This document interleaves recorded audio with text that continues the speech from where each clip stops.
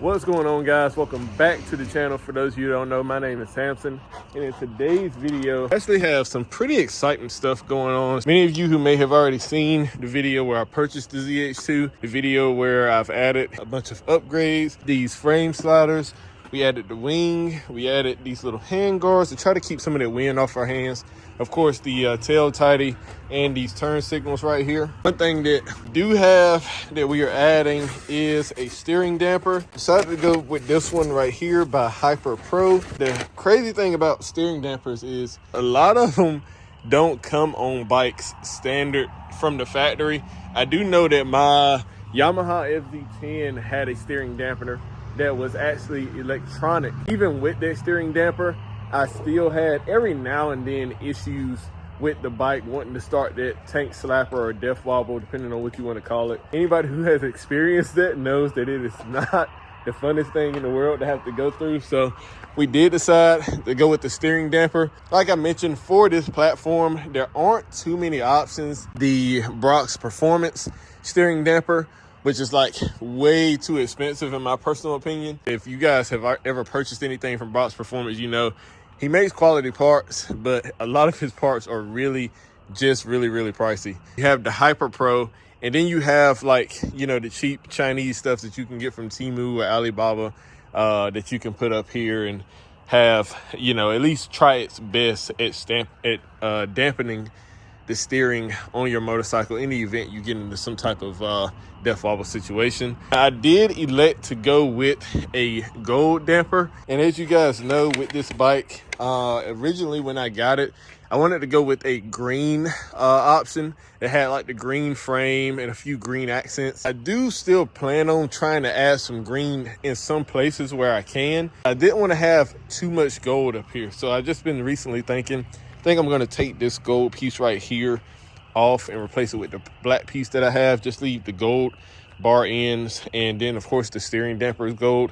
Anything else that gets added is going to end up being a green color, just so I can have some of that Kawasaki green, make it a true Kawasaki. Let's see if we can go ahead and get this open. I might have to put the camera down. And real quick, guys, before I even try to get it open, I did want to show you guys the Nissan Maxima engine. This is the built engine that we have that came out of that car right there. As you guys know, it made right around 400 horsepower NA. And I say right around because it was just under 400. But of course, that can depend on the day. It can go up, it can go lower. But it made right around 400 horsepower NA. These are the forged pistons. Of course, we do have forged rods and everything. But the issue that I had was that my coolant system actually was getting pressurized under high load, and it stayed pressurized even when the motor was cold. So you could have your car sitting for like a day or two, undo the radiator cap, and you can hear the pressure difference. That ended up causing me to have some cooling issues, just because whenever I was having that high pressure, it would all get forced, all the coolant would get forced into the overflow tank, and it would not actually suck itself back down into the motor. So decided to tear the motor down. Ended up finding out that each of my sleeves are actually sunk down in the block by about 1 to 2 thousandths of an inch. That's not good. And so we're going to take it to the machine shop, have them deck the block again, check everything just to make sure that we're good to go. And then hopefully get this motor back in the car without any issues. But that'll remain to be seen. As you can see, we do have our parts on this table right here, so we do have more content on it coming soon. But let's go ahead and get these steering dampers open. This is the damper I decided to go with. I really do like the finish on this. I like how the Hyper Pro sort of name is sort of imprinted, laser imprinted on the actual metal itself. Hyper Pro does have an RSC and a CSC model. The CSC apparently is just a conventional style damper, whereas the RSC is a reactive style damper. Basically, from my understanding, meaning that the way that it's going to operate is that it's going to, depending on how hard the handlebars shake, or depending on how much this thing dampens. You also have the controls up here in order to increase or decrease that. Here are a few of the parts. This little piece right here I believe it's going to go around the damper itself. I can get it out of here. I think they shrink wrap these things with this plastic, so the plastic really sticks. Good gracious, son. Just for you who may not know how to take something like this apart, there's going to be a few different bolts. I'm putting all my bolts in here. A few different bolts and a few different panels that are going to come off. Now, with that being said, some of these bolts are different lengths, so just make sure that you separate them. There's going to be a clip like this right here. And sorry, I went and started taking stuff apart. It's going to be a clip like this. All you're going to do is push down the center of that clip and it'll release. You have a clip like that on both of these panels. And then you have one black bolt. All these are black bolts. They go to different areas, but you have one black bolt that goes in through here. And then with this one, you have, I believe, two black bolts, or three actually. One right there, and one right there. And then there's going to be a rubber grommet that is holding in that panel on both sides. One right there and one right there. Then you just pull it up. Next mode of action that I've started doing is taking this piece off based off of what it says on the instructions. So you got a bolt right here, a bolt right here. You have one right here that I've already loosened. But in order to get this piece off, this piece right here has to come off first. So we do have, I believe, 3 bolts that we also have to get off. Have this one right here. Now guys, be mindful because none of the black bolts really have it, but some of the silver bolts have a washer on them as well. So you'll have to make sure that you are being mindful that you don't lose that washer. And then this right here should just pop out. There's gonna be a rubber grommet right there and another rubber grommet. Those two right there. Silver bolts that hold on that side tank cover, assuming it's gonna be like that on both sides. They are all 3 different lengths. And so remember that the longest one goes right here on the side.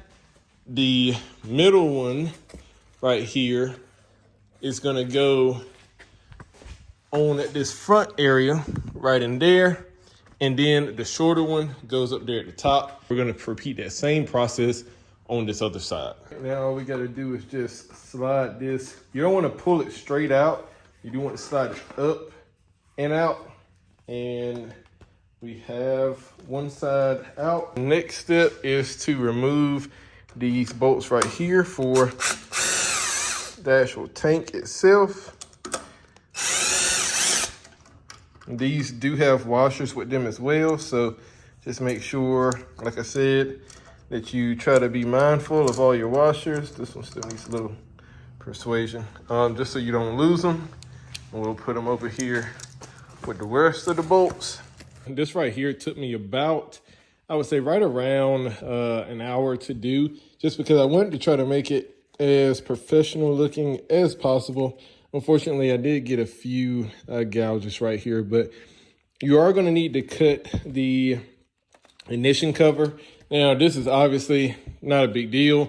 These parts right here, especially in this area, are not going to be seen. And as you can see right here, they do get scratched up just from the keys. I do have a cover coming for this actually. That way I don't have to look at the scratches as bad, but these do get scratched up from the keys.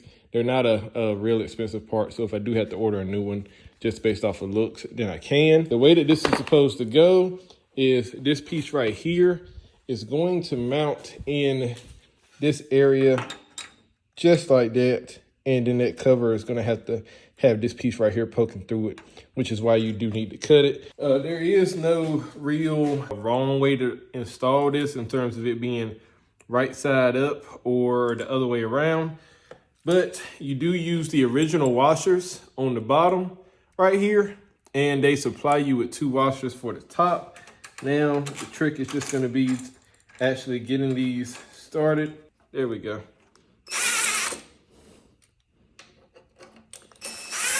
You can put on our engine switch cover, It does give you dimensions that you can use in order to cut this engine switch cover. It does appear that mine is within that spec.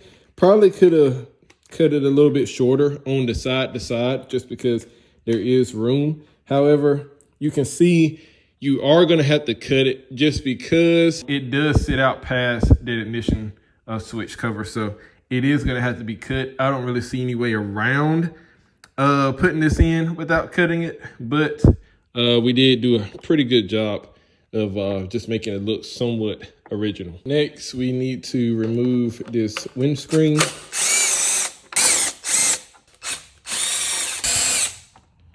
We also need to remove these bolts right here. You got to remove these two bolts for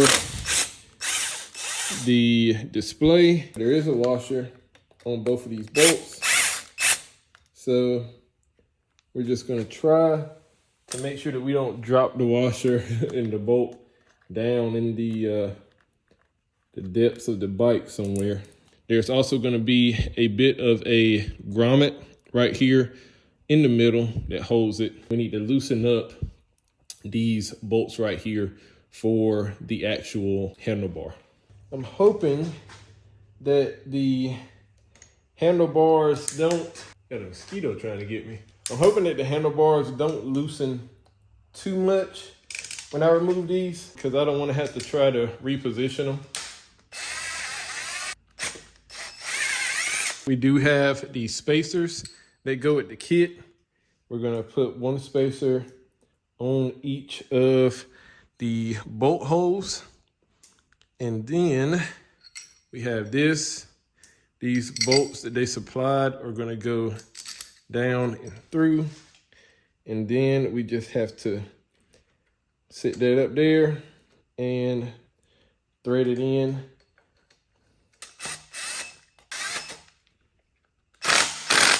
And don't worry, guys, I did go back and actually tighten these bolts up with an actual torque wrench.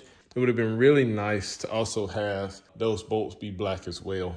Now, in order to do this, you're gonna need the spacer that they give you, the washer, and the O-ring. All that goes on the bottom. If you want, you can do like I did. Go ahead and make that O-ring kind of seat in the area where it's supposed to. Push that spacer down just to also give it a little bit more reinforcement before you actually put this on.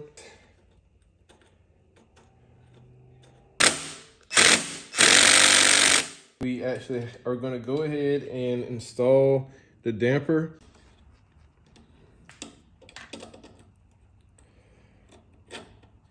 We'll try to get it up there as much as possible without actually scratching it, because I do really love that finish.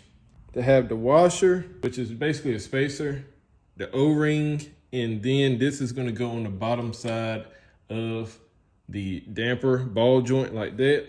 Then this bolt just goes right through the top.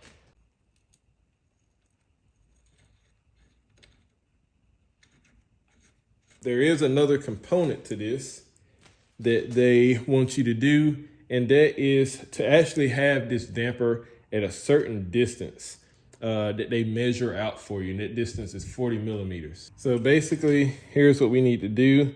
We need to pretty much slide this over until we have 40 millimeters on this side. I do have my caliper right here, and all I'm gonna do is I'm gonna do my best to measure 40 millimeters. It's gonna be a little bit difficult.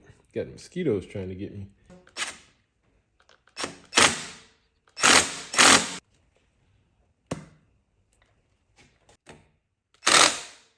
Ooh, those clicks feel crisp. Oh my gosh. So we went on ahead, we put everything back together.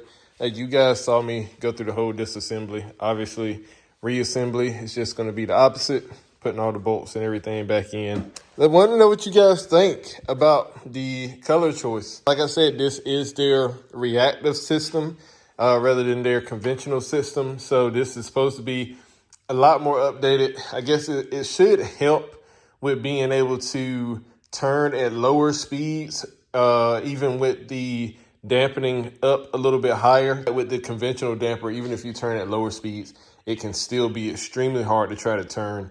This one right here being reactive, I think what's going to happen is it's only going to get extremely hard whenever the handlebars are shaking real fast. So hopefully we don't have to go through that anyway, and I don't have to find out. But you guys let me know what you think about the setup. Do you think that I should have went with a different hardware kit? They had a bunch of different dampening options as far as colors go. They had purple, red, gold, black. I think they also had a blue. I decided to go with this gold with the black hardware. The only other hardware options that they offered were gold. And so do you think I should have went with the gold and a gold? Do you think I should have went with the gold and a black? Or do you like the black in this gold? Or should I go with some other color on the damper? Leave it down in the comments. Can't wait to get the intercooler on this thing. We are getting pretty close to having basically the build that I'm envisioning. I wanted it to be safe first. That's why the very first thing that I added was the frame sliders in case of me going down, which hopefully that doesn't happen. We always hope that it doesn't. Second thing I wanted to add, just because this thing, the front tire gets so light, was the steering damper. That was just a really, really pricey damper. You guys can obviously go and look up, see the price of it, but trust me, it is not cheap. It's cheaper than the Brock's Performance one, but it's still not the cheap Chinese stuff, guys. Trust me. You guys let me know what you think about the build. What other things you might want to see with the build. Like I said, we do have the intercooler kit coming. Can't wait for it to get here because I'm ready to go ahead, put some power on this thing. It's going to be freaking sick. But just like that, guys, make sure that you go down below, like, comment, let me know what you think. But I will catch you guys in the next one. Peace.